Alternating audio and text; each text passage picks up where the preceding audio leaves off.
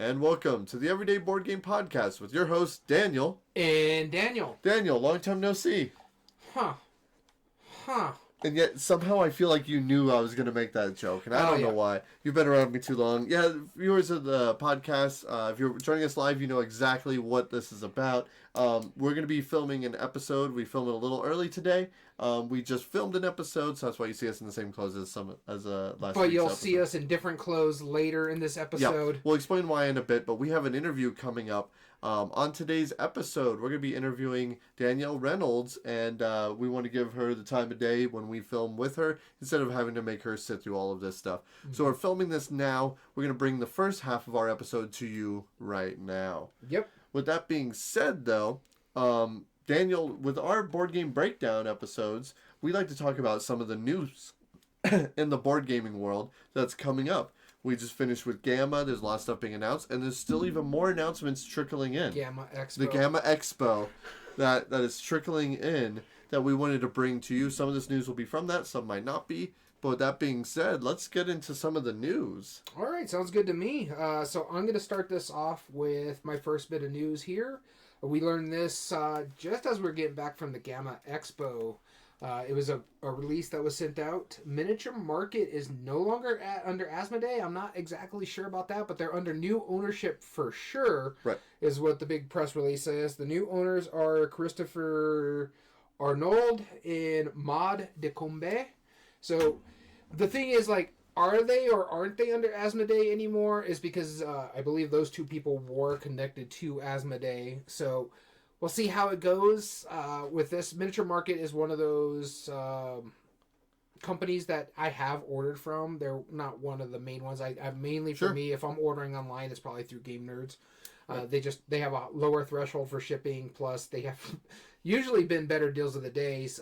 So we have noticed some changes with Miniature Market. They're doing a different deals of the day kind of thing, more like a deals of the week.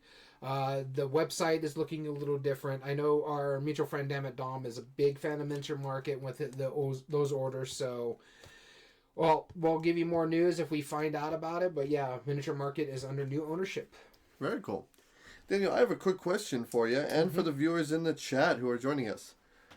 What does Gengenbach, Sevilla, Osaka, Kingston, Berlin, Hong Kong, Urbino, Lyon, Galway, and Bangkok have in common? They're all part of the Stefan Feld City Collection. That's right! Thank you for spoiling it before they can get the answers in. Yeah, so there was a leaked image online about the Stefan Feld City Collection where they announced up to the full 20 list so far games.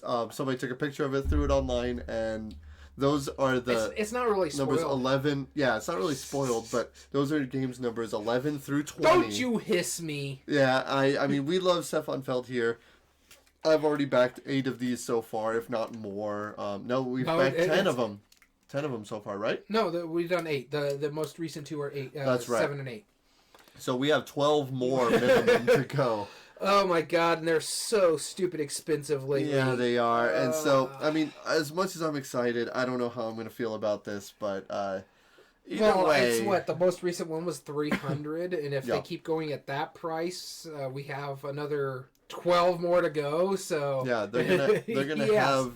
We're going to be backing it for $600, and that's just absurd, backing a Kickstarter for $600. Am I right, Daniel? Hopefully they Am I right, viewers in the chat? Hopefully they go to Queen Goes to freaking GameFound to make it a little easier on my pocketbook with stretch pay. Judging by the conversations we've been having, if the only way to justify that expensive of Kickstarters for a Stefan Feld game is if it was narrated by Brandon Sanderson. That's... As Illuminous is agreeing with you. I'm sorry. No, I didn't mean to pick on you like that. But no, I mean, man, we're dropping so much money on these city collections. And I don't even know if they're going to be remakes or... Judging by this, that is 5 full sets of 4 games. So it's 5 original games and 16 remakes. I don't know... Or 15 remakes. I'm trying to sit in here and think, has he made that many games for them to, give us like one new game and 1 remake? I know he's made a lot, but really 20 games in this collection? Yeah, and even if 15 of them are older games, like, at what point are you re-theming Castles of Burgundy, right? Yeah, exactly. Which who knows? Got kind of a re-theme with Castles of Tuscany. It's a different game. Kinda. Yeah, but that's what I'm saying. It kinda... But it's still under Alea, so I don't know. And then they just had the really nice version of it, which is coming back to GameFound too. Yeah. So yeah, no, I get it. All right, so my next bit of news here is one that I got super excited about, which we found out about at the Gamma Expo. But we were under an embargo. But now that it's been in the press, it has been announced on the news from Board Game Geek and so forth, and the designer has been talking about it a little bit, or co-designer. So I'm very excited about this because it's one of my favorite video game series of all time. Except for the most recent game out of that series. It was atrocious. But this one is Mass Effect, the board game. I'm a big fan of Mass Effect, the video game series. I love the fact that the first game, the actions you did in the first game will carry over to the second game. And the second game, both those actions will carry over to the third game because it reads your save file. I love that aspect of it. I don't know how exactly it's going to work in the board game form, but it's a game with co-designed by Eric Lang, and excuse me on the co-designer's name. I don't want to try to pronounce it. It is a Chinese name, and I don't want to... So, Eric Lang co-designed is how I'm going to put it right now. And then another thing is coming from Modifius Entertainment, so that intrigues me a little bit because they also announced other games that looked interesting. You mainly know them from like some of their miniature games. Mm-hmm. And so I want to see how this works, and it's going to be distributed by Asmodee. So again, we were under an embargo when we saw it originally. It started getting released later that week. Now we finally get to talk about it. So, that's right. Mass Effect, the board game. Awesome. The next one I wanted to talk about is a game that I've briefly brought up in previous episodes, but I got a chance to play a copy of it at the Gamma Expo, and this was completely out of nowhere that I got a chance to play this. Like, I literally just sat down at a table and they're like, hey, you want to try this real quick? And I saw playing cards. I'm like, okay, I'm intrigued. So this is called The Gang. It's by Cosmos, mm-hmm. and I wanted to bring it up specifically because it's such a unique twist on an idea. It's Texas Hold'em. You're effectively playing Texas Hold'em, yep. but cooperatively with deduction. Now, the way it works is interesting. You have a series of poker chips. There's one per player of poker chips, and there's 4 rounds. There's first, all you have to do to win the round is to correctly guess your ranking as far as poker hands go. For example, if I think I'm going to have the worst hand out of everybody, I'm going to take the last ranking for it, which makes sense, right? Yeah. I'm not going to be first place. I'm going to be 4th place out of 4 players. And so you do that first. You deal out the poker chips after you each get your 2 cards before anything. Then you make your guesses. You discuss it a little bit. You can't discuss what you have in your hands at all, or even hint at it. But you could be like, I don't have a good start right here. You know, I'll take the lowest one.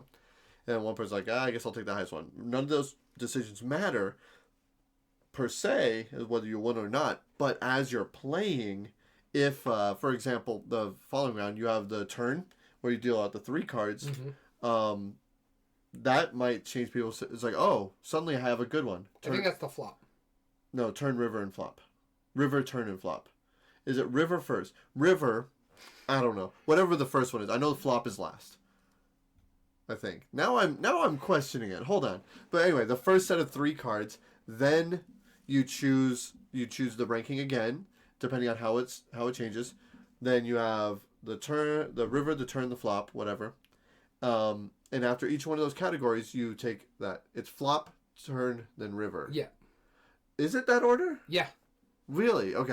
I always remember the flop is the first one. Okay, well, wait, so the first one is the flop, then you take chips, then the river, or the turn, take chips, and then the river, you take chips, and as long as the very final one is correct... First 3 community cards is the flop.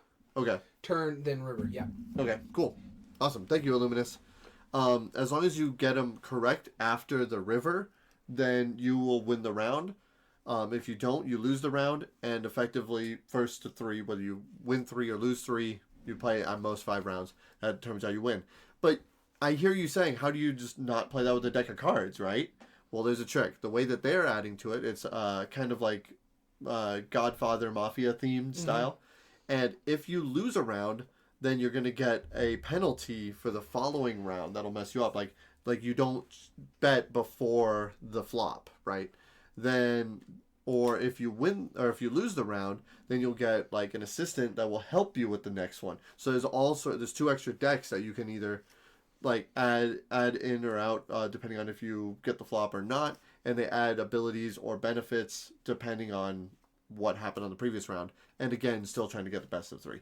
Worked really well. I'm excited for it. It's not out yet, but I am looking forward to when it comes out. That is The Gang by Cosmos. Yeah, so it looks intriguing. I did like the look of it. I was eating lunch while you're actually playing the game, so I was watching you guys play the game, and it just... I want to try it. I mean, mind you, it was so kind of newish. She was actually using regular poker cards and then reading like printed rolls. Right. Yeah, well, no, she had laminated printed cards. It was weird, but it was just a normal deck, right? Yeah, and so yes, it does sound like a hold'em to what the crew did to trick taking. That's exactly what they're trying to go for, and it's really neat. Yeah, it actually. I'm not the biggest poker fan, but I do like playing cards, and I agreed to play it because there was a deck of cards in front of me. I'm like, cool, I know what these do, I know all about them. Let's try this out. And we played it. I was like, this, like it should be more obvious. Like, how did nobody think about this yet? But yet now it's like, oh, well, now it's really obvious and clear. Love it. All right, so my third piece of news here is really personal news for me, because I really love this set of games, this series of games. But it's also very intriguing what they went with this next set for this system. And this is the new Unmatched set, which is called Sling and Arrows, which is the Shakespeare set.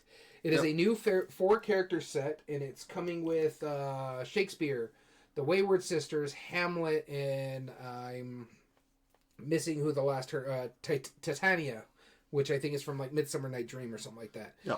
I'm intrigued how this works because I saw the Shakespeare power is where you're trying to do what is that special thing that he does? Iambic or whatever, the Pandemic or whatever. Oh, Iambic pentameter. That one.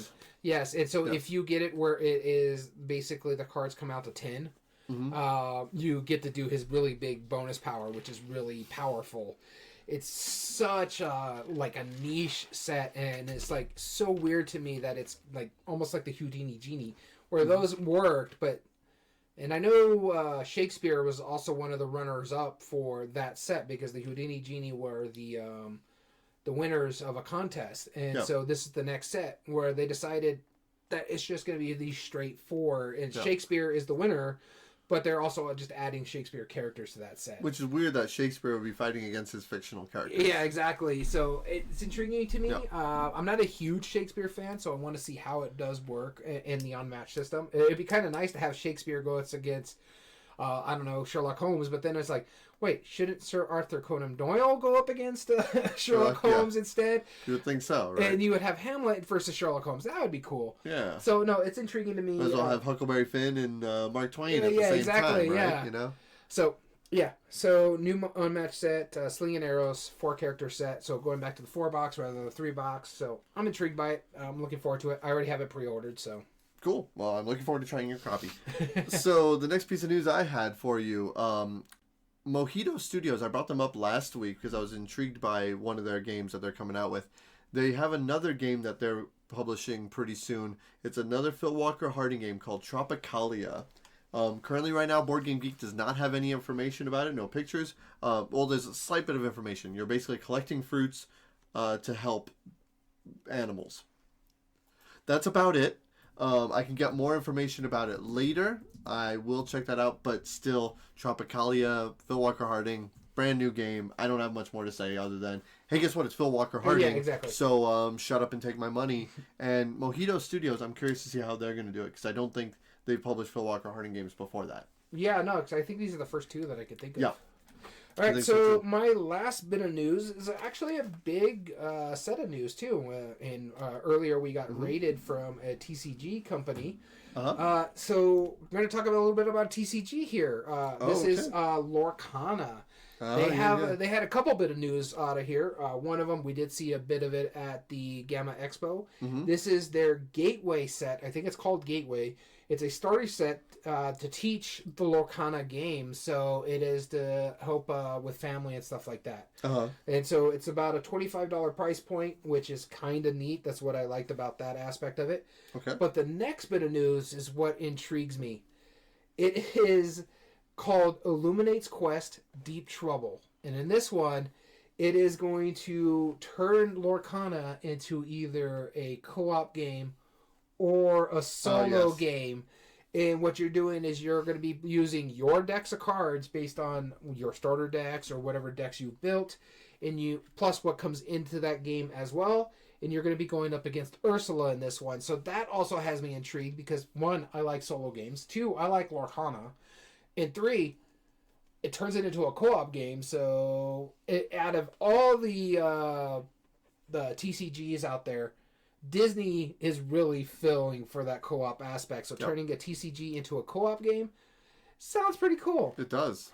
So for me, yeah, it is Lorcana. I understand Illuminus is not a fan, but no, I like Lorcana a lot. Yeah.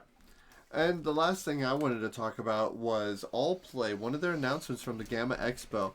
They were talking about they're bringing in a new product line on top of their regular product line where they are... They have 2 different styles of products, other than board game wise. They have plenty of other products like tables, bags, all sorts of accessories and stuff. But they have 2 different board game lines. One is a $40 box about yay big, that has great components in it. Normally they fill it to the brim, all sorts of cool ideas in there. Then they have a small square box that's normally a $20 game, and again, amazing components inside of that. They're doing a 3rd line now, and they knew that they had to change the series a little bit. It's thinner boxes, a little smaller than like a tarot box, give or take. Yeah. And this is their tiny box games. They're going to be rolling out with that over the next year. These are $10 price points, and they've announced 4 titles. There's Fairy, Panda Panda, Prey, and Rainbow. Each with its own style, its own theme, good components. I have gotten a chance to play Fairy already. I played that at the Gamma Expo, and it's a up to 10 player, like kind of like a gamer version of high-low, high card, low card. And it works really well, and it had stand-up moments. And for $10, playing up to 10 players, and that well, it's a riot, and it works really well in that. You don't need more than that. And I like how they do scoring, is like you have cards, and you have a bunch of spots that have the scores on it. You literally just hold it in your hand, and you put your thumb on it. Like, how did nobody think of this? That just makes sense. So the one out of that line that intrigues me is Prey. It's a little trick-taking game with almost Native American style art. Right, and which is awesome. Like, I mean, I love the fact that they're doing that. So yeah, it's the tiny box games should be a great price point. Should be good games. Looking forward to seeing them. With that being said, also real quick before we get into our next segment, which we'll be getting into our interview shortly, and you'll see a cut in the edit later on. If you're watching us live, you'll have to join us in tomorrow. But we want to say real quick before we go, you have a chance to enter to win a copy of Matches. And not just one copy. 2 copies. 2 copies. 2 people will win a copy each. We got to clarify that. You're not going to win. One person is not going to win 2 copies. Sorry, we're just not allowing that. We want to spread the love. But Matches, super cool game. I'm heavily biased. Anyway, how do you enter in this contest? It's very simple. You can either follow us on Twitch, which if you're watching a single, or if you're watching us live, then you know that you can follow us. You get notified. That gives you 1 ticket. If you subscribe to us on Twitch, which throws a little bit of money our way, helps us pay for the podcast if you like what we do, that will give you 3 bonus tickets as well. Secondly, if you follow us or subscribe to us on YouTube, that will get you another ticket. That's the 5th one. And if you follow us on Instagram, Instagram.com/everydayboardgames. The YouTube is youtube.com/everydayboardgames and twitch.tv/everydayboardgames. You can, if you follow us on Instagram, you'll also get added to a ticket automatically.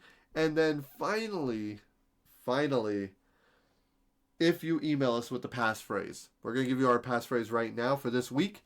If you haven't gotten last week's or the weeks before that episode passphrase, go back and listen to the podcast. You'll have a chance to listen to it. This week's passphrase is "getting hot in here." That is getting hot in here. You're going to include that in the body of the email, along with a way to contact you if you can. And in the subject line, put contest. And again, email everydayboardgames2020@gmail.com for your chance to enter. Fill that out. This is a contest, unfortunately, just for the 48 states, contiguous United States. We apologize for any of our international viewers. We got hit really. It was really expensive. Last time we went to... and we shipped it overseas, and it's got, like, we appreciate every bit of it. But and almost 3 times more than what we paid for the game. Yeah, it's really expensive. So please keep that in mind. Not that we don't want to support you guys. Maybe later on, as we get more subscribers and the channel starts lifting off, we'll keep that in mind. With that being said, though, stay tuned for our next... Stay tuned for our next segment you'll see right after the break. And welcome back with us. I'm glad you guys got to hear the news. And now we're going to come back into our main segment for today. As always with our board game breakdowns, we like to bring in either a designer, publisher, or somebody in the industry to talk with us today. And we have a very special guest. We have Danielle Reynolds. Feel free to say hi, Danielle. Hey, thanks for having me. Thanks for coming on. And so you're a designer as well as a developer, if I remember correctly. I am a lot of things, designer, developer, and my full-time job title is project director of Wacky Wizard Games. It's a new imprint from Wise Wizard Games. So among many board positions for nonprofits and podcast hosts. So got a lot of stuff going on. Nice. Yeah, exactly. Not only a game designer, game developer, fellow podcaster as well.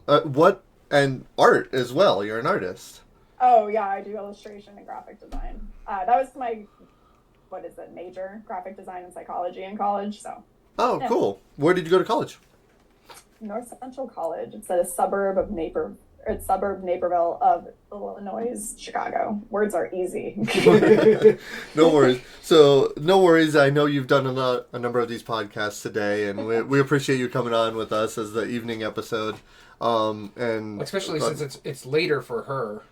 That's true. We're over here in the West. It's only about 6:00 for us, which is comfortable. But yeah, I'm imagining you're tired beyond all get out right now. Oh, my bedtime's midnight. You're fine. I'm not a night person. It works, and we're excited to have you on because you fortunately you are the first female designer that we've had as one of our special guests. So this is a momentous occasion. Glad you're representing. We're excited to finally have, someone of prominence on our podcast as a special guest. But we made sure to get another Daniel variation. Yes, so, obviously you're here with Daniel, and we have Danielle, so you're in good company with us. I love making those jokes. There's so many Dans, Dannies, Danielles, and Daniels in this freaking industry. It's hilarious. It's amazing. I want to stick us all in an escape room. Right. That would be amazing. And we met Danielle during the Gamma Expo this year. Oh my God, you said it right. Yes, I said it right for once. So many times I'm saying the trade show. That's what I'm used to when I started going. But the Gamma Expo, we got the chance to meet her this year. And we're very lucky to have her on. And we were wearing, I think at the time, we were wearing our Daniel and Daniel 2 shirts. Yeah, Daniel 1 and Daniel 2. Not sure if we were, but if we weren't, now you know. So, yeah, tell us a little bit about your background, then we'll jump into the game designs. Sure. So background is originally from Flagstaff, Arizona. Like I'd already mentioned, I went to school for graphic design and psychology, which I actually still use in my day job and also my side gigs, which is awesome. Turns out useful careers. But I got into game design. I kind of found out about the hobby itself in 2018, and I started doing it in 2019. I got my first game signed at the very end of 2020. And then I had my first job, full-time in the industry in 2021 at the beginning of it in January. I actually moved from the Chicago area over here to the East Coast. I currently live in Springfield, Massachusetts, even though I joke it is a cat closet because for anyone who has seen me at conventions, I'm at a lot of them. You guys actually caught me on my second of 4 conventions back-to-back. I literally had no days off for 4 weeks. Oh, wow. And I still look like this, so I'm clearly thriving. But yeah, so basically got into games because of comic books, went to C2E2, cosplayed, got ditched, and then thankfully this company that happened to run Board Game Bento, which was a subscription box at the time. I remember that. Let me take a chair And I became friends with Ryan Costello, and he kind of like opened up the world of gaming to me. I worked at Fujifilm Graphics Systems running their tech center, where I was scheduling different companies to come by and learn about our printers, and they were the printers that they actually use in China to print board games, funny enough. So it's like, little did I know, most of my previous jobs, if you look on my LinkedIn, are actually useful skills I picked up for my current job in gaming. But yeah, so I printed all their booth graphics for Gen Con in exchange to go there for the first time, and then was like instantly inspired and kind of jumped into this. And I say yes to too many things, which is why I'm on way too many boards and stuff. That's this guy right here. I say no a lot. Yeah. Go ahead and carry on. Sorry. You need that. I'm getting better. I say no more. You say it no more. You say no more, right? It's always yes. I'll go help out wherever I can. Not so much. I say no a lot more now. That's nice. Good. I reject more people now. That works. Well, thank you again for agreeing to be on the podcast. Then, with that considered, that's awesome to hear. So a lot of your background already built into this, so it was an easy transition into the industry, right? I would never say easy because it was a lot of work, and I basically work majority of my extra hours in my day life even now, because as I mentioned, I do a lot of things. But definitely I'm happy that I'm here and that I was able to get into it so quickly. I actually won the Mojo Nation 100 last year for Rising Star because of the speed in which I've gotten into gaming. In like a little over 3 years, I will have 10 games out that I designed. Jeez. Which is not something that happens often. No. Especially for a woman or a queer person, which is me. Right. No, I mean, yeah, it's that's from everything that we've seen from all of the designers, you're either like German and crazy prolific doing like 800 designs, or you're anybody else and you don't make that many games still. And that's a pretty good track record for a few years, having 10 designs. Very unheard. It's not a thing that happens often. Yeah. So I'm very proud of it. So I take it you're one of those people that just throw yourself into everything until... I'm 100% always. I don't say yes to something unless I'm going to do it to the best of my ability. Yeah, no, I get that. That was me when I was doing medical field for the longest time. Now I've actually been able to, take a step back and calm down and slow down. That's good. That's awesome. So we're going to get into your game designs. We're going to start at the earliest ones that we have on your website, dmrcreativegroup.com. If any of our viewers want to follow along with us, certainly can, or you can see it on the screen here on Twitch or on the YouTube upload. We're going to be posting the link to our chat as well for our viewers, just in case they want to follow along. So go ahead and scroll on down to those earliest ones. Okay. And we're going to be starting with Mythic Feats, Advanced Feats. Cluckle should be the earliest. I was going to say, I didn't design that, but I did do graphics for that one. Oh, okay. So I'm going to pull this one up. That was my first side hustle. Side hustle. There we go. Then we'll start with Cluckle then. Okay. Yeah. So Cluckle and a handful of the games that are in the beginning of my career was a part of that first job I took at GPI, which is a manufacturing company. I helped start up a design development studio inside of it, so they had already had connections with publishers, and I had the ability to design games very quickly. So GPI had connections with Big G Creative, which is going to be quite a few of these games as the publisher. They had found this rubber chicken that could shoot a dice out of its butt in China. And they're like, can you make a kid's game, a kid's spelling game with this? And I was like, give me this chicken that shoots a die out of its ass. I got you. I will make you a game. And so I created a speed spelling game called Cluckle, where kids are racing to flip over little tiles that have letters on them to form a word that is the size of whatever number is rolled out of the chicken's butt. So that is Cluckle. Well, that's an elevator pitch if I've ever heard it. That's amazing. I mean, so the game design came out of the toy itself. I guess the toyetic component that they had too many of these chickens in China. Mm-hmm. Yeah, that's amazing, honestly. And I like that constraint, because we're looking at the cover and it actually has like the little window cut out with the chicken. Yeah, you get to see the chicken. Yeah. What? The funniest thing is people complain that the chicken doesn't work because they don't realize they have to I don't know if you remember those Chinese finger traps. Oh, where yeah. You have to push in, which actually expands it to let it out. So similar, you have to squeeze in order for its little butt to like to be able to pull the dice in. And so the customer service complaints are hilarious when they don't know to squeeze in order to grab and pick it back up. So, all right. my first. That's absolutely amazing. All right, Yeah. Let's go ahead and go to the next chronological one, and feel free to tell us to skip any of these, even if you only did No, like that's art fine. or whatever. Slingshot Maneuver is the next one listed on there from Nestor Games. So that one was actually illustration, and that happened because I was friends with the designer, Josh. I actually used to be on his YouTube channel back when I lived in the Chicago area, but he created an abstract design and showed it to me, and I was like, oh, cool. So I like actually helped him make a graphic for his prototype to pitch with, and then he got the game signed with that artwork, and so I was the illustrator. I made no dollars on it, but I am an illustrator. Nice. Well, I mean, we would look through your art portfolio. You're legitimately an illustrator, regardless of payment or not, right? Oh, that needs to be updated, but thank you. Yes. Yes. Yeah, it was every much of the compliment I intended it to be. All right, next one we have. Corner Crush is what it's showing on your website. It says it's a development credit while you worked with GPI. Yes. So that was the idea of a Connect 4, but it's a tower that rotates, and so I helped develop it and create like the rules around this toyetic component. That one doesn't have as good of a story because it's pretty straightforward on what it is.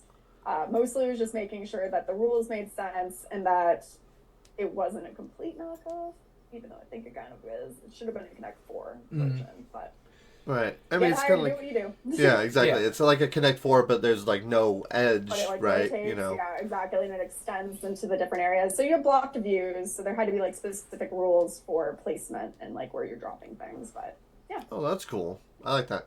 And then the next one that we have listed here is Ghosted, also by Big G Creative. That was another one I developed. So the designer came up with a cross between headbands and Clue. Mm-hmm. So you essentially have cards that are pointed away from you. That is like the motive, the person who did it, and like what the weapon was. And you're rolling dice to figure out like what kinds of questions you get to ask each other. You're making notes, and then eventually you get to make your accusation. So I got to help develop that, figure out like what things to put on the different dice faces and like what amounts of different components should go into the game, such as these little like tokens that allow you to ask questions or whatever if you end up with a role you don't really like. Yeah, and I remember this is actually the first one of the list that I've actually personally played. I used to own Ghosted, and I remember, if I'm not mistaken, most of the components were dry erase capable as well. Like, it wasn't just like the card that you could keep track of, that you could pretty much write on anything. One funny thing about this game is in its first printing, what we realized is using white as the like card paper stock C2S paper, we should have gone with either like black or purple or some other core, because in certain lightings you could see through the cards, which then made it so you immediately could solve it with like too good a lighting, because we didn't notice until someone tried to play it at a picnic. And then we're like, oh no. Oh, wow. So components do matter. If you need a game that like you shouldn't be able to see through the cards, just don't do 300 GSM or less white C2S paper. Yeah, we've actually ran into a game that kind of has that kind of problem too. Decrypto, how it has that screen filter. Yeah, him and me are both red-green colorblind, so we can actually see through. Yeah, we see the words regardless of whether it's in the filter or not. So, yeah, it only works for non-colorblind folk. Hooray! One of those things that you wouldn't think about until you find that situation, right? Yeah. Oh, totally. Yeah. All right, so the next game I'm showing on the list here is No Filter, published by Big G Creative. Yep. So that was one where we at GPI had like an internal pitch deck, which actually is how I still do all my designs that I pitch to publishers. But it's basically just like a Rolodex, a bunch of slides, like think of PowerPoint. Each slide is devoted to a different like cell sheet on whatever specific game. So it's always gonna have a title, little subtitle, a tiny like little paragraph of like what you're doing, a list of components, the age, the time, and kind of the category, and then maybe some pictures. So I was pitching to them one of my games, and then at the end was one of my co-designer's games, and his was like based on LCR, like left, right, center, and mine was like kind of a question asking game. And so they're like, hey, we want to compete against basically all of these question asking game activities, whatever we want to call them. And so they wanted a combination of both of the two pitched ideas. And what I did is I took them and created a question asking game called No Filter. So each card has a top and a bottom. One portion of it, like one question is more like a feeling based question, the other one is more like humor based. And then you're rolling 2 dice. One die is telling you which question you're asking, like either the blue or, depending on how you see, blue or purple. It's kind of a questionable color. And then white. And the other one is telling you, is it everyone's answering, is it the person to right, to the left, or yourself? And so it was their way of having a question asking game to compete against other question asking games. And it was a direct retail release in Walgreens, which was pretty cool. Oh, so it was first just straight to Walgreens. That is interesting, yeah. It was made as a Walgreens exclusive. I wasn't expecting that. I mean, I've heard of Target exclusives and Barnes exclusives and all those, but I didn't realize Walgreens was... I know that they were trying to dabble in that a few years ago, but I didn't know that they were going exclusive. That's interesting. Learn something new every day. Right. All right. The next one that we have on this list is Doozy Dice by Doozy Dice Games. Yeah, so Doozy Dice was someone who reached out to us and was looking for development help. And so I worked with them to play test on my own, but also just jump on calls with them to create what ended up being the final product. It was their, like, version of Yahtzee, essentially, with some twists that I helped add in because they were not really gamers. They didn't have, like, the Rolodex and mechanics that I did. They played Monopoly and Yahtzee. They wanted to make a game as a family. Well, that's awesome. Do you remember some of the changes that you made to it, or some of the development work, or are you even allowed to talk about that? I don't know. That I'm not really supposed to talk about. Cool. So, not a problem. Okay, yeah, there's a few of them. There's actually a few that aren't even on my website that I'm not allowed to talk about because of NDAs. Sure. Okay. Yeah, understandable. Yeah. So the next game we have on our list here is another one published by Big G Creatives while you're working under GPI, and it's Versus from 2022. Yeah, so Versus was actually one I designed outside of GPI. I was dating a girl at the time. She was a musician, and my friends jokingly say I'm like Taylor Swift. I get inspired by my friends and the people I date. And I used to ask, like, what's the vibe? And I would be the driver, and she would DJ. And so I would always ask, like, hey, what's the vibe? And she would find a playlist or whatever to pull up on Spotify. And so because of that, I actually came up with an idea of creating kind of like in a Cards Against Humanity form for whatever, like the top funny playlist. So like, I don't know, weird things that show up on my iWatch or whatever. But then we actually talked to Big G Creative and they were like, hey, Target really wants a music-based party game. Do you got any ideas? I was like, funny enough, I got one, but I adjusted it to what they were looking for. And so it changed into actually it being in memory versus like whatever you would call the like playlist title. And so the memory might have been like the time you got crop dusted in an elevator, and then you could play cards like push it or don't stand too close to me or whatever, and then simultaneously people would vote with guitar picks because we love our little fun components. Absolutely. And drop it down, and then it was a simultaneous vote, and that's how Versus went. Yeah, I was gonna mention that I do like the guitar pick component. Yeah, and that's one thing when we were looking at like a lot of Big G Creative games, like they like to have a toy factor that I'm noticing in a lot of these as well. That's a big thing, and it works, right? I mean, like that gets us excited for half of those games. Yeah. And then the next one we have on our list is Watch Mojo, a Superfan Top 10 Party Game. I was just watching Watch Mojo right before this, actually, so convenient enough. Were you really? Yeah, I really was. And I had forgotten that you worked on this one, and I was like, okay. And my wife loves watching Watch Mojo, so we were listening to it while driving around, and yeah. Anyway, carry on. No, that's awesome. So yeah, we were working with Flat River Group, who had gotten the property of Watch Mojo. I don't know if you've noticed, but there are becoming a lot more games based around like kind of off-brand IPs, like YouTube channels, or like artists or whatever, or like Bob Ross, whatever.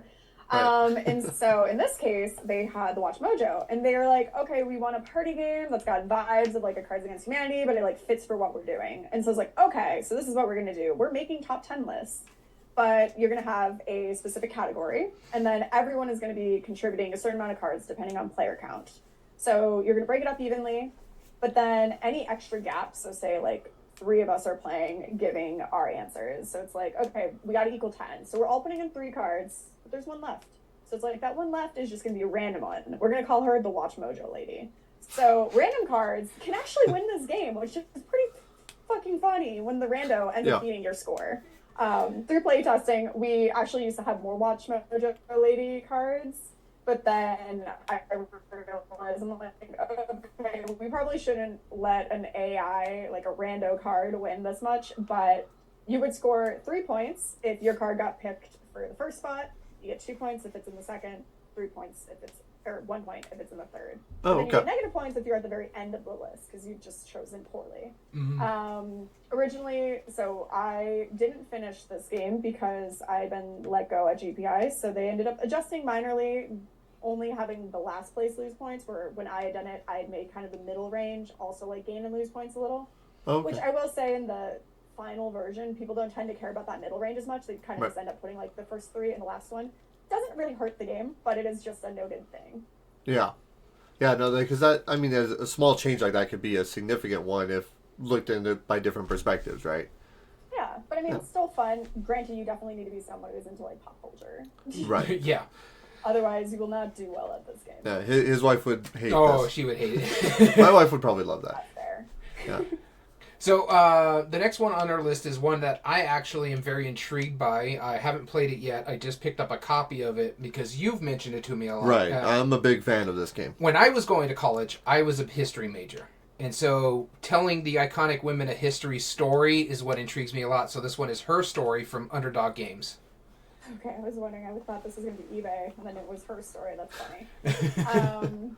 So yeah, her story was awesome because it was a game that had actually been started with Nick Bentley and Emerson Matsuchi. They were working, well, Nick works for Underdog. Emerson was hired on as a consultant to build this game. So they then realized, they're like, well, we're making a game about women. We should probably have a co-designer that is female. Yes. Yeah. So they had the like director of all the content that was being done on like the back of the cards apply, or just like go into a bunch of different Facebook groups that women were in, including what was called Board Game Bronze Plus, but now is called Board Game Besties. And it is a Facebook group that I help run that is for like mostly like women, trans, non-binary individuals of that sort. So they posted it, I applied, and I actually knew one of the employees at Underdog, Charlie, from years earlier at a board game design retreat and stuff. And he'd also actually messaged it to me as well. And so I was like, okay, well, maybe I have an in, whatever. So I do like my whole interview and stuff and talk about how great it would be to make a game about women, especially because when they showed me the list, I think I recognized, I'm going to hopefully say half, but probably not even that many, which immediately just invoked this feeling of kind of like me feeling bad. Like I wasn't educated properly, or I don't know. But most people don't know all the women in this game. But they did a terrific job of trying to find like the really popular ones, but also the less known, and trying to balance out between different principles. So it's like you had your writers, your activists, your scientists. Like even Rosa Parks isn't there. We instead went with like the first person, Claudette, who was younger, and so she wasn't chosen to represent the NAACP. So it's like, it's so many interesting parts of it that made me want to help design it. And thankfully they saw the passion and hired me to do that while I was working at Forever Stoke Creative. And it went so well, they actually ended up poaching me, and I moved over to work for them full time as their director of like kids and family games, essentially. Nice. But yeah, it was a good time because our goal was to create a very accessible game. I can teach it in a minute. Like what you're doing is you're building a book about the amazing women through history. It has drafting, so it's like on your turn you get one action. That one action can be, you can take one of these like research tiles. They have little icons on them. You need those icons in order to write a chapter into your book. And you can write a chapter from either like the main corkboard that has the cards, and then you immediately put it into your book. Or there's another action you can do, which is drafting. So it's like you draft a chapter, you put it over, you save it, you get 2 points immediately for doing that. So it's kind of like in Splendor where you reserve a card. Yep. And then later on, if you have the tokens, you can pay them, which is the last action you could do to put it into your book. And the cool thing is very, very basic. One action you can do, but it's the cards that really make it, and also doing exact icons. Because when you do an exact icon, you're going to get additional victory points. Okay. And the cards is an engine builder. So it's like you are going to maybe have stuff if you're in last place, or maybe you're going to get things because this is now a permanent symbol for like the magnifying glass. But yeah, it's really fun, and I love that at the very end you're kind of combining all the cards and flipping them over, and on the back side is information about 120 amazing women. Oh, that's great. So yeah. I still hold it near and dear to my heart. Yeah, so I'm looking forward to busting this one out. Like I said, I was a history major before I pivoted into the medical field type thing. And so seeing stuff like this, games coming out like this, especially stories that don't really get told all that much, really intrigues me a lot. Right. And one of the best parts about this game, one of the things that I find so awesome about it is that the mechanism, you're writing a chapter, right? Mm-hmm. But the back of the page, just like in most of the Underdog games things, they have a full blurb about the person, why it is, and you really do like start flipping over the cards like pages in a book, and you sit there reading it. And that's one thing I love about Underdog games, but hate about them because they trick me to learn, and I don't appreciate that personally. I don't like being tricked to learn. I love their tag though, the like tagline of inspiring curiosity. I think it's great. I also like that some people take their turns like a lot faster than other people, so they'll be reading their cards as they wait, which is awesome. Yeah. All the trekking games did that to me too. It's like, oh, I'm just gonna read about that, darn it. All right, the next one. Going back to the one that we were talking, or that you brought up real quickly, eBay. Buy it now. So this is also a terrific story. At the Gen Con, when the world kind of like started to reopen after COVID, so I want to say that's like what, 2021, 22, I don't remember. Something like that. Time is weird. So whatever one that was, the first one, I go to Gen Con, I come to the airport, I'm headed home, but I am hungry and I have a long flight. So it was like trying to find food. And I found one where it was like a seat yourself situation. And I saw like an older couple. It looked like they were trying to finish up. And it was the only table that looked like I could maybe get a spot. So I asked if I could like kind of just hang out while they finished up. And they said yes. But then the guy at the table next to me, who had 4 seats at his table but just him, was like, hey, well, do you want to just sit here with me? Like we can be across from each other because safe COVID. And I was like, yes, that is amazing. Thank you so much. Because he hadn't even ordered yet. So we sit down, we order our food, we're talking. I noticed he has a shirt that says eBay on it. And I was like, hey, it was your first time at Gen Con, right? For like eBay. And he's like, yeah, it was. And I was like, well, how'd the show go? And he was like, yeah, it was okay. I mean, we go to a lot of different like collectible trade shows, but a lot of people kind of wondered why we were here. And I was like, it makes sense to me because so many board games do end up on eBay. Yeah. Right. And so I was like talking. And then later on, he actually handed me this guy, which I don't even know, it's kind of like a tarot cardy thing. It was a collectible that they gave out for free at their booth, which they do every year. They give out some kind of collectible for free. And I was like, oh, yeah, I didn't hear about this at all. Had no idea that was the thing that happened while I was there at Gen Con. And I was like, have you thought about making an exclusive board game that you can only get at Gen Con? And I very quickly pitched the fact that I worked at a manufacturing company.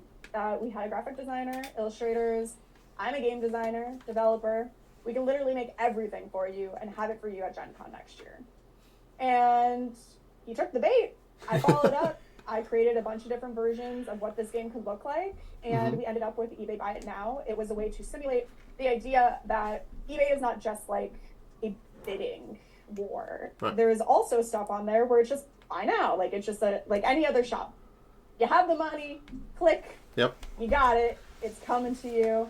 And so it was a mixture of set collection and also like kind of an auctioning mechanism where you're like going into grandma's basement and you get like, I don't know, stuffed animals and some trading cards for free. And now you're selling them to get some money. And then, there's like a bubble that'll burst eventually if you sell too much into it. But that's where you're getting your money during the bidding round, where after like 3 rounds of doing the other crap, you get to do the auction. But then there's also always available these things that you can just buy now to complete your collection. So it's like, hey, right now there is this trading card I can buy, or this board game, or this like toy. But maybe I'm like, oh, I don't really want to spend $10 whole because I think I can get it cheaper. But then you realize later in this bidding auction, you're going to end up spending $20 when you could have spent $10. So it's kind of this like cool way of learning like how the eBay simulation works. But I didn't do the final development of it because I had left GPR at that point. So there are a few things that I do house rule, and I do kind of like go, ugh, cringe a little because they put like yellow on white, which is like a no-no for graphic design. So some of that is not me, but I love the story because it's just like I just met a guy at an airport, was overly confident, and followed up, and I have a game with eBay. It's great. That's awesome. Yeah. So going back into your work with Underdog Games, the next game I'm showing here is Secret Clue Animals 2023. Yeah, so that one I was working with them full time when I created it. I thought it up on an airport or like on an airplane at 6 a.m. going back home to Arizona to visit my family. And it is a cross between like Codenames and Similo. Yeah. So basically what you're doing is you have, and this is like in partnership with National Geographic, you have these animal cards. There's 100 of them, and on the backs is information, as we talked about, Underdog likes to do to educate people about all the cool animals. But you'll have one clue giver, and then it's a cooperative game, so everybody else, depending on your player count, is going to be working together to try to guess which animal the clue giver is giving clues to. And so the clue giver will have a card, and they will lay out 9 cards in a 3x3 grid. The card that they're looking at is that grid, but there's also a spot that locates the 1, the 2, and the 3. So this is the first animal you have to guess, the second animal, and then the third. Depending on your difficulty, you're going to lay out little like tokens that have the check mark that's green up. For every time that you're incorrect with your guess, you're going to flip one of those over.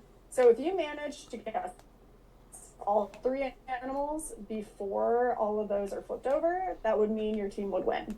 And so the cool thing is this is very much a like psychological game in the way that you are using 3 cards at a time in the like similar or dissimilar to try to describe the other cards inside the grid. Okay. So it's like, it's pretty clear if there's only one reptile in the grid and you want them to guess the reptile and you put down like a Komodo dragon. Right. That's easy. But like maybe all you have in your hand are a bunch of birds and you're like, oh no. So you have to get creative. And like everyone thinks differently. Like some people think biomes, some people think like mammal versus amphibian, or they think how many of the creatures in the photo, the colors, if it looks happy, like all different ages think so differently. Like when I tested this with kids versus adults, it's incredibly fascinating. And some people find it really easy, some people find it really hard.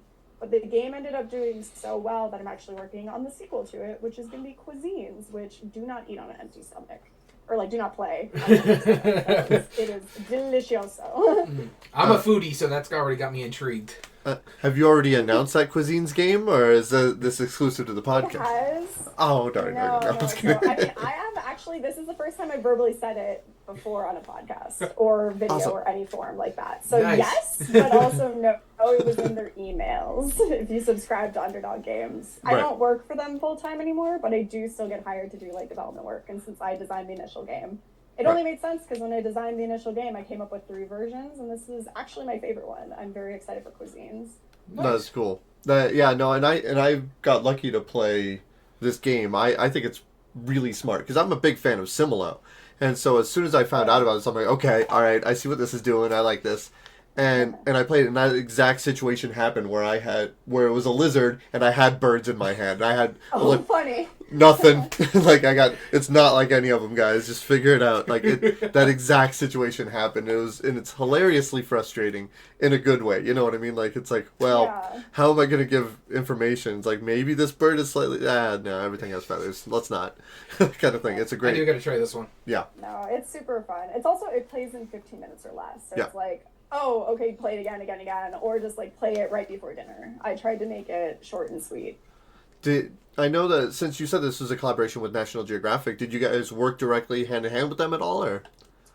Yes. Yeah. So as an Underdog, I was designing a game every other day. So I designed a game, prototyped it, play tested it, and then we would give feedback, and then I would then iterate, present the next day, the new version of a game.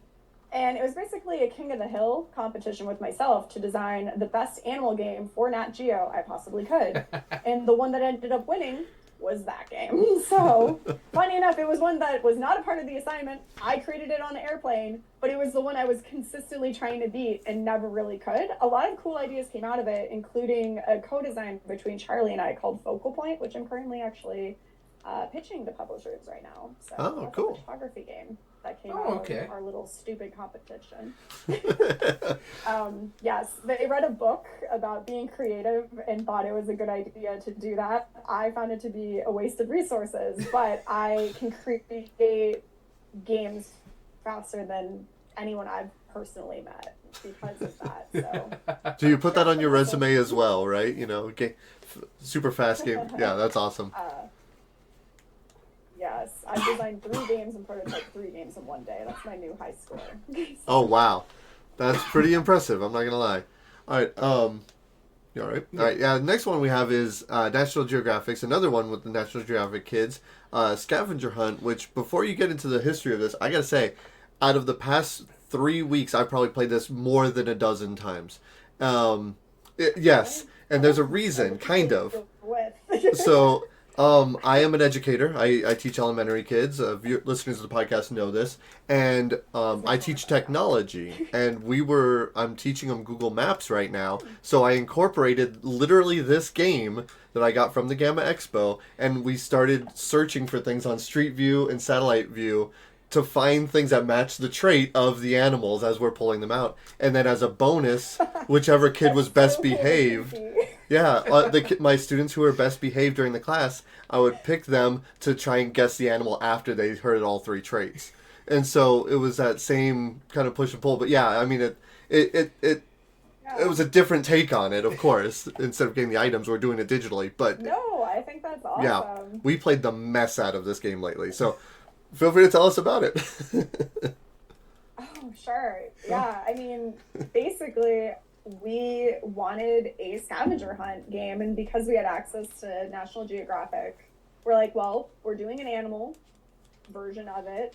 And my co-designer Ben was like, well, I don't think they have any scavenger hunt things with like maybe more than just 1 trait. And I was like, okay, yeah. So I was like, let's do 3 traits and let's give you points if you're that kid that comes up and brings like a stuffed animal that is like white and black but also soft. And so it's like, oh, well, that's the 3 traits on the card that relates maybe to a panda bear or something.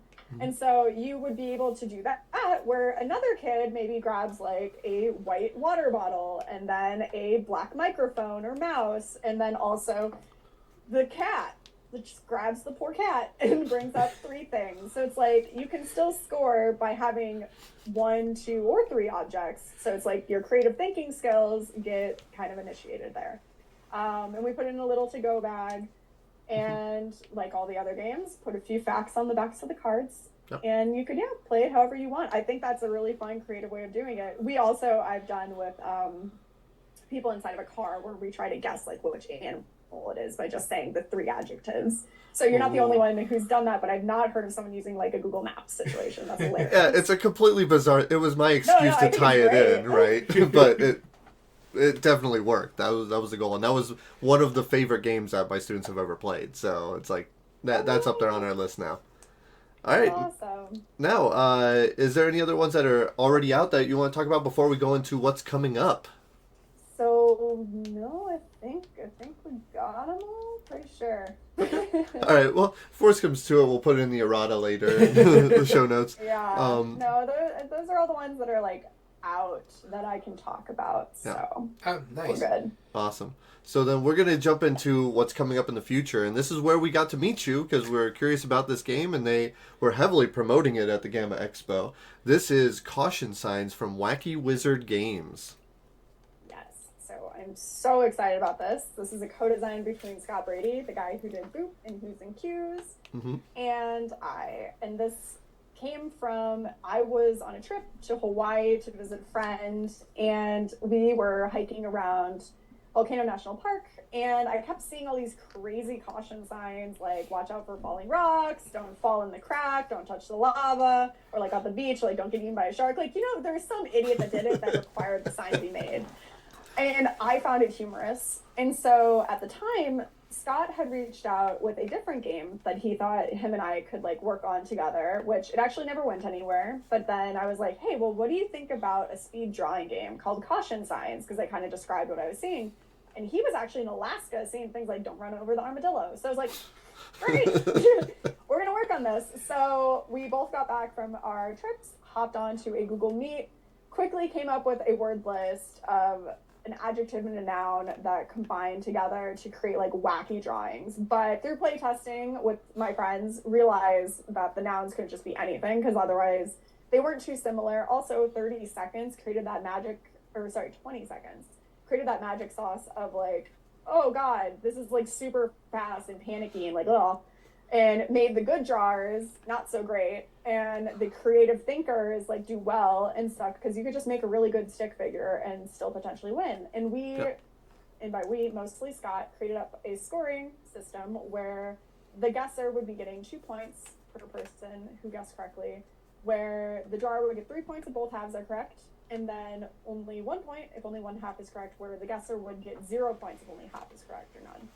But the whole tagline, which I'm sure you heard me say, anytime someone came over, I was like, Caution Signs, it's a game about warning your friends of oncoming danger, like smelly monkeys, gassy babies, angry rhinos, aggressive nuns, whatever the combination. And it's like, cool, because you only have 20 seconds to register the 2 cards in your hand and draw it out. And so there's so much laughter, so many pictures that get taken of your board, a lot of like Instagrammable moments.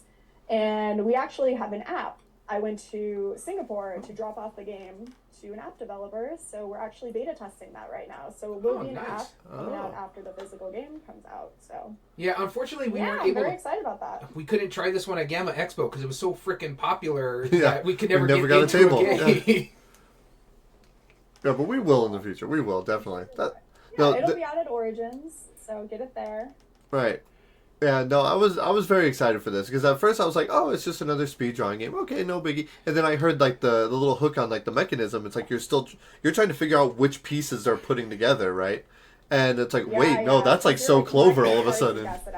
Yeah, no, and it's funny. I've heard that a lot more recently. They're like, oh, it's like this. And it's like, yeah, I mean, I've never won this game, and I am an actual artist. I've tried and I've never won. I found the drawing games that promote like not bad art, but like speed art, like make it in a way where the artist doesn't have the advantage is appreciated amongst a lot of people. There's a few games that do that, like not Telestrations. Like, well, actually, Telestrations is a good example of that because the worse your art, the more shenanigans happen. Well, yeah, my wife would kick my butt. She had more time to do art because, like, sure, I am not artistic whatsoever. Right, my handwriting's chicken scratch. You should see my drawings. Yeah. All right, the next one we have up here, go ahead. Is Pack the Essentials. It looks like a little cute cat game. Yeah, so Pack the Essentials is a polyomino game designed by Jacqueline that I am developing and I helped co-create the solo mode for, where you are packing up clothing, but also cats into suitcases. And I have actually 3 of my cats are on the cover along with her 2 cats, and then we also have a bunch of other cats thrown in. Is Easter eggs into the game's artwork, which is going to be really fun and exciting. But you're scoring points by flipping tiles over using your pack rats to lure your cats into your suitcase. So you can flip them over and get 5 points if they're a cat. But then you also get points by having more of the same color touching, as well as we have to-do list items that are like special scoring, like maybe you get extra points for doing rows or columns, or having more like clothing touching the sides so the cats are cozy in the middle. You know, you have some fun little stuff like that, but it's got a cool little drafting mechanism of putting yours down. And we also have like, there's 4 different locations that you can put in the drafting, which is going to give you bonuses like underwear and socks that fill up spaces, more of those pack rats to flip over the cats, and like another type of cat toy to fill in the gaps to help with the to-do list item. But if you're playing with less than 4 players, there is going to be some empty gaps in the draft order, so you use these little tokens that we like to call the cat lady tokens. That'll just randomly take things away. But it is a very fun game. I've enjoyed developing it, and I'm excited for it to be coming out later on. And I also realized I was like, I need to update my website because before this one's coming out, we also have Star Realms Academies, which I also did some development work for Wacky, and we are super duper psyched for that. That one looked really good. Out of all of the ones from that was probably the one I was most excited about. we got to sit down with Rob Doherty, and he gave us like the whole spiel of it, and yeah, it looks fun. Yes, and for anyone who doesn't know, I can explain the differences between that and Star Realms. Oh, please, right yes. Yeah, all right. So Star Realms, deck building, 2-player battle game. Star Realms Academy, let's get cuter, cartoonier, and you're going to have a smaller hand, no reading involved. We've stripped away all the reading. We now only have 4 symbols. Those symbols are health, like your combat, your coins, and then also to be able to draw additional cards. So that's really great. But also, you're going to have a board that is your player board that has 15 health tokens. You're trying to take down the other person's health before they take down yours, instead of, like, I believe it's 100 with the normal Star Realms. You also have it where, in a lot of deck builders, if you don't use it, you lose it. In this one, that's not the case. So if I, say, have 4 coins that are generated thanks to the cards I played, I can maybe buy something from the market worth 3, but then keep 1. So I just take a token, that is my coin, put it on my little player board, and now I get to save that for next round. Same thing works with the combat, because when I'm like going up against a base, which for anyone who knows Star Realms knows, the bases get to stay. So each round that the base is in front of that player, it's going to keep activating. So it's maybe going to generate health, maybe it's going to attack you, whatever it is. And you can't attack their health until you destroy that base. Well, maybe that base is worth 3, and I only generated 2 combat. Well, this time, I get to just damage it by putting 2 little tokens that are combat tokens on top of that base. So then the next round, if I only generate 1, that's fine. I destroy that base. So it's kind of a cool, slimmed down, like, my first deck building game. But I find it still quite charming, very fun. It is approachable to children. It's approachable to people like my mom, who, like I mentioned, is who I design games for. That's awesome. It looked really cool. I do like Star Realms a lot. Me, personally, I'm more of a Hero Realms fan. Sure. And I just like fantasy more than sci-fi. But yeah, no, it was really cute. Yeah, and I like the conscious. I'm assuming it was a decision to have that many like life point tokens instead of just having a single one that tracks on a tracker, right? Because if you bump the board, like kids will always do, you don't lose quantity of tokens. You just lose their position, which is totally fine. It's also helpful because it's just counting. It's not necessarily math at that point. Right. You just go like 1, 2, 3, pull them off. It's also great because it's language independent, so it'll be easier to translate into other, languages. Yeah, no, and then also I like the fact that it's a little bit more user friendly for people who have difficulty holding stuff and or like bad eyesight, so it's much more readable than small text. Yes, very much so. Agreed. Awesome. I'm also lazy. Some days I don't want to read. Let's be honest. Yeah, we'll be honest. Yeah, no, I don't disagree with that. Iconography can sometimes be awesome. Sometimes. Now, I'm very curious about this. So, a lot of the things that I've grown up with, like as far as like books or shows or movies or whatever that I've grown up with, I've thought, man, it'd be really cool to bring this into a board game. And I've never once considered this, which I'm a huge fan of this IP. Being Mr. Bean. Looks like you're doing some development work. Huh? So, yes. Yes. At GPI actually did this, but the unfortunate thing is, like I said, I need to update my page. The person who had the license holder waited too long, and so I don't think this game is ever coming out. Oh no! But it was kind of an improv-y party game based around the old sketches for Mr. Bean. So you always had like a card that had a situation he found himself in one of the classic episodes. And then you'd have like different cards that would tell you like what it is you're doing. Are you like acting it out and people are guessing? Are you like creating some weird monologue? Like whatever action in combination with it. And so it was a weird, unique thing for me to work on. I had a certain amount of hours I could put into it. I did my time, and the game sadly hasn't seen light of day, and I really need to update my website, is what I've learned from this conversation. I'm so sorry. No, it's okay. I think it's funny. Yeah, no, I'm a little sad because I was kind of interested in that Mr. Bean one, because I grew up on Mr. Bean. My dad used to watch it all the time, on the Spanish channels, no less. Yeah, which is... I mean, who knows? Maybe they'll get the license back, because I've literally had them reach out again a few years back, and I was like, sure, did some more work, and then they disappeared again, and I was like, I have no idea what's going on there. Yeah, who knows? All right, and so the last game that we're seeing on here, on your website, is called Innkeeper. It still says upcoming, and you're working this as a freelancer. Yeah, so that was actually the first game I ever had signed back in November of 2020. And so Talon Strike Studios was the first publisher to ever sign a game from me.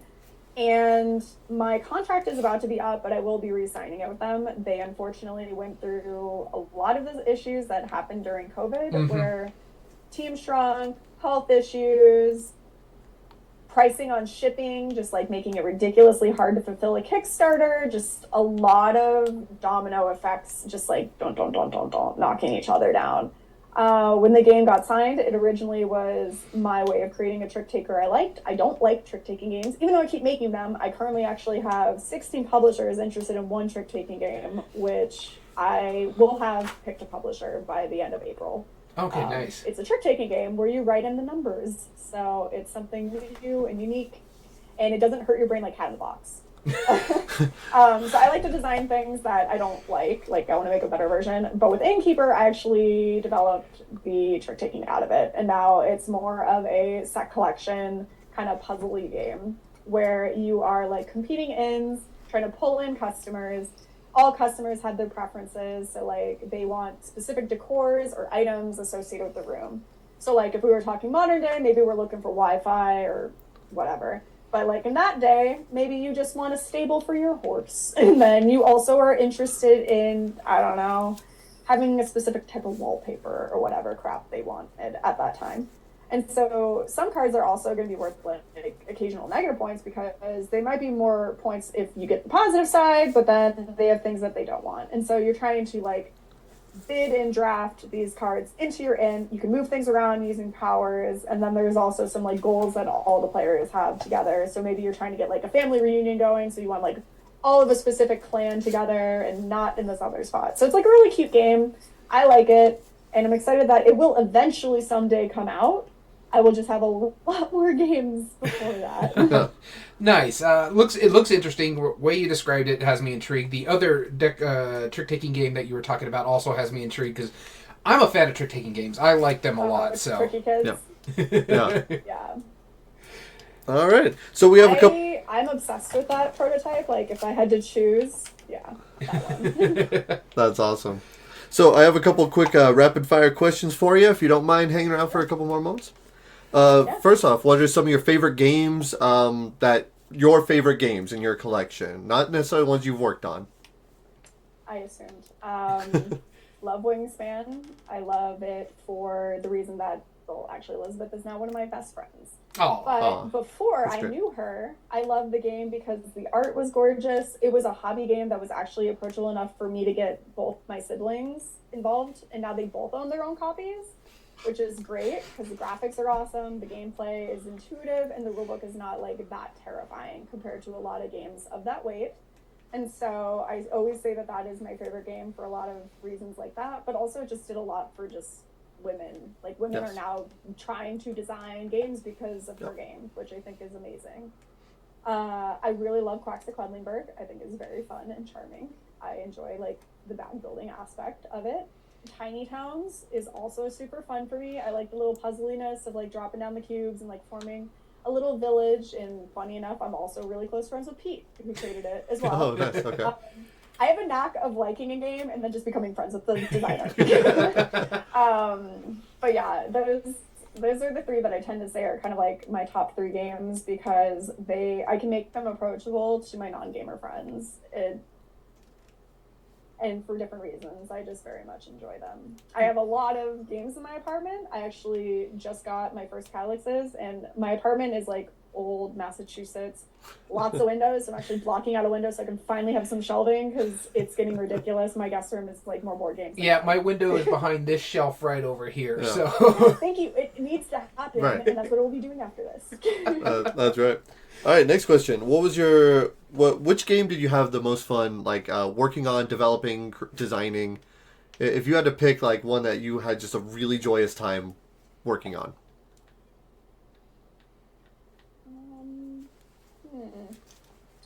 Okay, I'm going to give two answers. I know that's cheating, but I'm going to do it anyway. I really liked working on Her Story because working with Nick, he's like a neuroscientist and I'm me and just funny. we did split testing. I had never really done a lot of that before working with Underdog Games. So we actually would do play testings of Her Story. We would test it 13 times every week. And so we would always do an A/B test. So I would have a version, he would have a version, and we would pit them against each other, same group of people. They would say what their favorite parts of either thing was. And then I would take that feedback and I would change the prototype and iterate, and then we would do it again. We did that 13 times. So it's like, 12 times. So that would be 6 back-to-backs in a week. And then 1 time of showing it to Underdog and presenting it.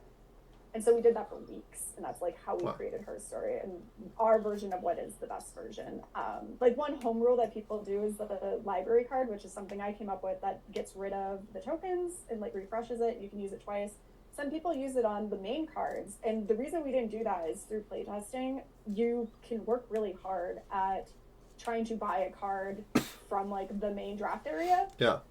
And if someone can just wipe that out, like wipe it, it just wasn't good, which is why we chose not to do it. Yeah. But a lot of people don't ever buy anything from the general market. They always just draft the card first and then purchase it because it's a safe way to do it. You also get 2 points, which feels good psychologically. Right. But actually, you're wasting a turn doing it. So, but it feels less like wasting a turn if you're getting points out of it. So that was a really cool, unique experience for me to learn. And then when we did our crazy shenanigans of King of the Hill, just trying to beat out your own design, they were like ways that I've never designed before. And so for those reasons, I found that very fun. And then with caution signs, we came up with this game. It took only a little bit of playtesting, but it was really just like figuring out which words worked best. But I still laugh. I still enjoy playing that game. And like Her Story, I got burnt out on for a while there. I enjoy playing it now, but I definitely got burnt out. I have not been burnt out yet on Caution Signs, and it will be out. It will have been created and out in less than a year, which is kind of insane. But I still very much enjoy it. So I think that was like my most fun one to play test because I just laugh a lot and I take a lot of photos and I feel very high energy when I talk about it, and so I think that for that reason. Awesome. All right, and so my question for you is going to be a 2-parter. Which is the IP you enjoyed working on the most, and what IP would you like to work on? Okay, I'm gonna go with the one I want to work on. It's gonna be DC Comics all the way because I am a huge nerd and I just fucking love DC Comics. I got really close. I designed an Umbrella Academy game, which ended up, they lost the license, and so I came close to doing a comic book game, but I would be so happy if I ever someday get a DC comic one. I even have a deduction game that I started working on based around the Court of Owls. So if I just look anything with DC Comics, freaking be so excited. So that sounds awesome. Yeah. Wait, do you know comic books? Oh yeah, I'm a comic book nerd. I don't, even though I work at a comic book shop. I know very little. So I know. When you said Court of Owls, I do like the game one of my favorite. Okay, all right. Yeah. Well, then I'm going to give you my really quick pitch. All right, do it. Let's hear it. So it is a social deduction game where the court is meeting up because the Grand Master has been taken down by Batman. So they need to, elect a new one. And so we brought everybody in. We all had our masks on. And it was funny because I came up with this idea before COVID. So I was like, there's going to be physical masks in the game. And on the inside of one of them is going to be the Batman symbol because he snuck in. And I was like, it's probably going to be cards. Because, that was the Kickstarter Deluxe Edition. So everyone has a card or a mask. But one of them is going to have the Batman symbol. So it's like, the Batman's actually the villain in this game.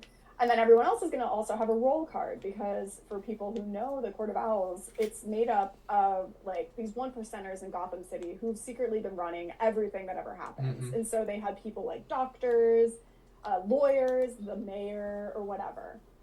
Different people planted. So you have your different roles and everyone's going to play that. So your goal though is to try to figure out while doing like proposing ordinances who each role is, so you can blackmail them later on, essentially. While avoiding, you don't know who Batman is, but you're trying to figure out who Batman is at the same time. But Batman wins if, my cat, hello, this is Nova. She wants to say hello. It's all good. You can win if you end up getting a certain amount of your symbol passed, because each of these ordinances are going to show like who's going to profit from it. Like, is the Arkham doctor going to profit, or is the lawyer going to profit? Whatever. Mm-hmm. But there's specific symbols that if you play the card, they have to like vote yay or nay. So you're kind of like deducing what people's roles are while trying to avoid anyone getting a specific amount of symbols down. While also trying to figure out, is Batman a part of this group? Who is Batman? But ideally, you can win if you end up getting yourself basically elected as the new Grand Master of the Rebels. But if you end up like taking too long, the GCPD shows up and Batman wins. But that was kind of my like love deduction game that I still working on, and I put it to the shelf, and I need to bring it back because I still freaking love it, and I would love if that game got made. So I'll be honest with you, I'm not a huge fan of social deduction games. I would play that one. Thank you. I love it. I want this game to get made, and I got to get back to it. Yeah, I'm looking. I would love to look forward to that. The Court of Owls was probably like my favorite run from the New 52 era. Oh. Okay. Out of all that stuff over there, because I'm like, some of them were good, some of them were, but like the Court of Owl just really intrigued me. It is really cool. There's just so much to do with it, and there hasn't been a game about it yet. I mean, they've used some characters and stuff, but I would really love to do that. Oh, you know, it'd be cool. Yeah. As far as the IPs I've worked with, I also need to update my website, as I said. I had a podcast / YouTube channel reach out to me to make a game about their IP called Something Scary, and that was actually a really fun challenge for me because they wanted a card game that felt like Exploding Kittens but worked for their IP, which is about making like it's scary stories, so like either ones that you've heard of like Slender Man, or like a UFO abducting someone, or just like folklore that people know that is like open source. Mm-hmm. And so they would make different YouTube channel different episodes for this, and they have like over 3 million followers, some crazy number. Yeah. And they're like, we want a board game. And they reached out to me thanks to another designer, like saying, hey, Danielle's really good with IPs, and she's really good at creating like games in that, you know, area of mechanic. And so it was fun working on that because I wasn't familiar with IP. I also hate horror movies, but I do like scary stories. So that was fun to work on. But of the things that are actually published, I think eBay, like capturing what it is to be eBay, was very fun for me. I'm still not a huge fan of some of the minor changes they made after I left, but eBay was super great to work with. Like, I was surprised for it being like one of the largest companies, how agreeable and how impressed they were. Like, so easy compared to National Geographic. Like them, it took like so much red tape to get anything moving, and it was a hot mess, especially trying to source like images and stuff that would work. Yeah, so you'd also be amazed how many of the like Nat Geo pictures are actually stock photos. It's kind of a bummer. So one more quick question for me. What is your favorite comic book? Or hero, for that matter? Oh, Batgirl, the original one. Barbara Gordon is such a badass because she has no powers, but she's like Olympic level gymnast. She has a like photographic memory, super duper smart. And even when she got shot in the spine and crippled and became like Oracle, she was still helping like the Justice League by being kind of the woman behind the computer. And then she got her legs back and she like got to keep rocking it as a superhero. So I just found like her story to be really awesome. I like Batman's fine, but he has like the best sidekicks, and like he's got some of the I agree with you. Best sidekicks like Nightwing, Batgirl, Batwoman. Who's the newest one? Kane. All the Robins. Yeah, there's that too. Yep. And the final question we have for you, huge fan, big fan. Batgirl is my bae. She my babe. That's awesome. Sorry, we're having a little bit of lag on our end. We apologize about that. There you go. It came back with us. Oh, it's okay. Now I can hear you. The very last question we have for you is, do you have any advice for anybody either trying to get into the hobby, aspiring designers maybe, or maybe just anybody you want to give advice to? Oh, that's a very open-ended question. It's very open-ended on purpose. If you're trying to get into the hobby, I'll try to answer all of them. If you're trying to get into the hobby, go on like the meetup apps, or like look on Facebook, find a group that's local to you, or also just go on like Board Game Arena and play some games. to try to figure out what it is that you like to play, because that's really important. I think there is not like one game for everyone. There are different games for all kinds of people. So that, as far as getting into the hobby. If you're trying to become a designer, I always say, like, get a notebook, write down your ideas, but actually prototype them. One of the best things I ever learned was just, like, put it on paper, just test it out. It might suck, it might be terrible, but the more you do that, the better you're going to get. Because now I save a lot more time. And I personally use the digital, like, versions to play test and create games like Tabletop Simulator, which is nice because in my initial designs, I can test quickly, I can change out the art very fast. And then it gets to a point where it's like, okay, I'm gonna actually like spend the time to print and cut and sleeve or whatever this. Right. So yeah, I would definitely say just like get your game idea on the table and test it. But also just make sure you're testing with the audience it's intended for. Most of the games I make are made for either like gamers, but more like the moms of gamers, or like your sister that's like not really super into board games, but just like casual audience that would be walking around Target and go like, oh, there's a chicken that shoots something out of the butt, I want to buy that. Like, those are the kind of people I'm designing for. So those are also the people I'm trying to play test with. I'm not choosing someone like one of my friends that do heavy cardboard who play like these Euros that take you 3 hours to play. Like, they are not going to enjoy Cluckle. Like, they're going to just be sad. And disappointed. So it's like, make sure to choose your audience of who you're playtesting with. But there's so many resources. Like, if you go on Cardboard Edison, they're gonna like tell you a ton of different local playtest groups, online playtest groups. Like, just find your people and learn from them. You learn a lot from playtesting other people's games. I love going to Unpub and playtesting other people's games. It'll give you ideas. It'll give you like ways to prototype your stuff faster. And then, like, I don't know, follow people like me. I post constant pictures on my Instagram and my Facebook like stories or whatever of just the random games I'm working on. Like, I've currently been working on updating one of my designs to be now a monster cupcake theme, and so I've been taking pictures of cupcakes I'm making. So it's just like fun. Like, it can be a fun hobby. I still think it's fun. It makes it really easy to be a workaholic for me. That's awesome. And speaking of your Instagram, how can our viewers find information about stuff that you're working on? You can follow me at Token Gamer, and that's Gaymer, on Instagram, Twitter, Blue Sky. I mostly use Instagram though. That's the easiest. And then you guys have already talked about my website, which I clearly need to update. I did not expect it to be shown. So thank you for that. And homework. Oh, so sorry about that again, but we appreciate it. Fine. I think it's funny. All right, and so stick around with us real quick. We're going to give our little outro spiel real quick.